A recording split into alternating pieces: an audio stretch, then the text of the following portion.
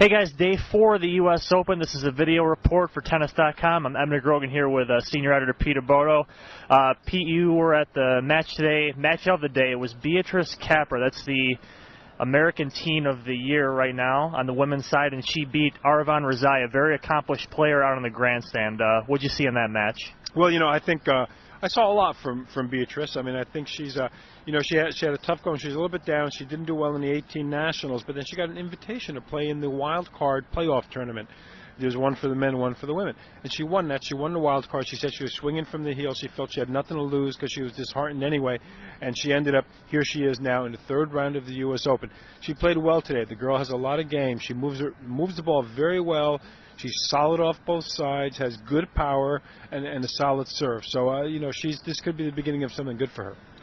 Tomorrow, if there is tennis, there's obviously some talk of rain with the Hurricane Earl up the coast. We're going to have we're going to have Kvitova, Clijsters on Ash, and then some other Americans playing Querrey and Isner. Why don't you start with the women's match on Ash? Well, Hurricane Kvitova is coming to town, I guess. That girl's got a very big game. She did well here last year. I think it was semifinals that she up at Wimbledon. Up at Wimbledon, but she also did well here last year. She played Wickmeyer in a good match. I think she lost that match to Wickmeyer.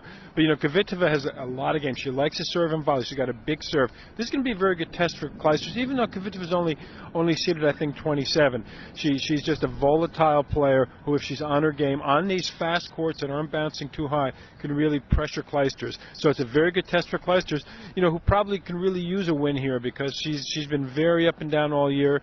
She comes back home here, in a sense, this is her Grand Slam home. She's won here a couple times, and it'll be a good test for her. We'll see, just how much of a threat she's going to be after tomorrow. And then how about Querrey and Isner? They get pretty, not second-round threats, I would consider them. Ciutinelli is one of them, but, test nonetheless, and these guys have played a lot of tennis this year so far. Yeah, it's funny. I mean, USTA know these guys are buddies, and it's almost like they're shadowing each other. They're following each other on the court. The other day, they were both on Armstrong. Now, tomorrow, in fact, they're both on Armstrong again, and you're going to have Isner leading off against Ciutinelli, and then Querrey's going to go out and play against Marcel Granollers.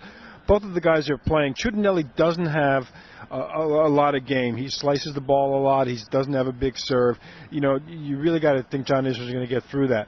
Granollers more of a clay court player. I think you're going to see Querrey, bring the big game to him, serve, probably not serving volley, but he'll be serving big, maybe looking to attack a little bit more than he has in the past. But I think both American guys should go through, and then I guess I'll have to put them back-to-back on Ash or something one of these days. Who knows? It's a good card tomorrow, but bring your ponchos just in case. For Tennis.com and Pete Bodo, I'm Ebner Grogan. Thanks for listening.